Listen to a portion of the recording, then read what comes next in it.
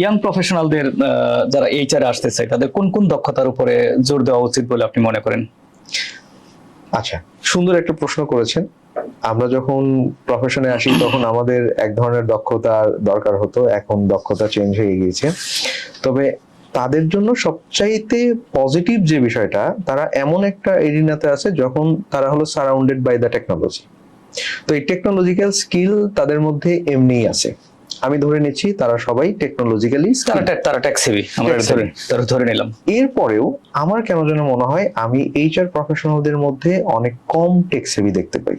অন্যান্য প্রফেশনের যারা আমি দেখেছি, যেহেতু আমি একটা টেক অর্গানাইজেশনে কাজ করেছি, তো তারা টেক রিলেটেড যারা ডিল করে তারা যে পরিমাণ টেক সেভি, আমাদের এইচআর প্রফেশনালদের মধ্যে টেক সেভিটা কম্পারেটিভলি একটু কম আছে। এখনো আমরা অনেকেই এক্সেল বেসড বিষয়গুলো ভালো বুঝি না, এআই কে কিভাবে ইউজ করব এই বিষয়গুলো ভালো বুঝি না। তো আমার কাছে প্রথম সাজেশন হচ্ছে যে এখন জব মার্কেটের জন্য টেক সেভি হতে হবে, একটা বিষয়।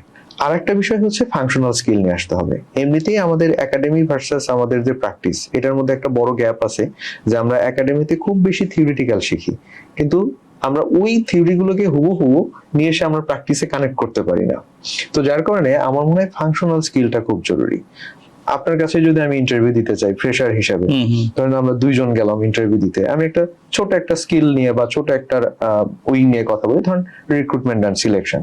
আপনি আমাকে প্রশ্ন করলেন যে আচ্ছা রিক্রুটমেন্ট নিয়ে আপনি কি জানেন বলেন, তো আমি সুন্দর করে একাডেমিক ডেফিনেশন দিয়ে দিলাম যে choosing right people in the right time for the right place, এরকম কিছু একটা আমি বললাম। আপনি খুবই ইমপ্রেসড।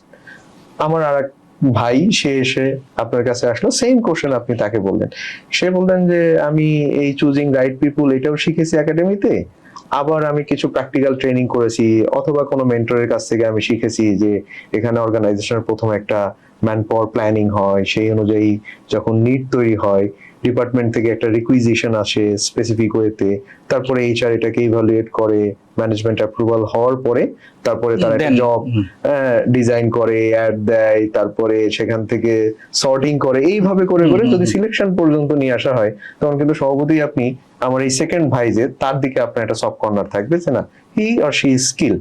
তো এই জন্য আমার কাছে মনে হয় ফাংশনাল স্কিলটা খুব জরুরি।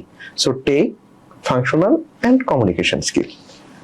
কমিউনিকেশন স্কিলের ক্ষেত্রে আমি ডেফিনেটলি বলবো যে দেখেন, আমরা যতই বলি আমাদের language first language Bangla, second language English, but অর্গানাইজেশনে আমার ইংলিশ ফ্লুয়েন্টলি প্র্যাকটিস হোক বা না হোক, ভাইবা বোর্ডে শুরুটা করি আমরা ইংলিশ দিয়ে, বা আমরা রিটেন ডকুমেন্ট যেগুলো মেইনটেইন করি সেগুলো মোস্টলি ইংলিশে। এক্স্যাক্টলি, মেইলটাও আমরা লিখি ইংলিশে। এক্স্যাক্টলি।